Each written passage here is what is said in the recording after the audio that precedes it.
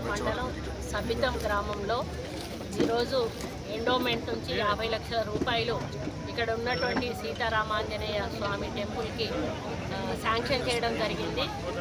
అంతకుముందు ఈ గుడి ఎండోమెంట్ కింద లేకుంటే దాన్ని ఎండోమెంట్లోకి తీసుకొని డెవలప్మెంట్ కోసం 50 లక్షల రూపాయలు మంజూరు చేసి ఈరోజు శంకుస్థాపన చేయడానికి రావడం జరిగింది.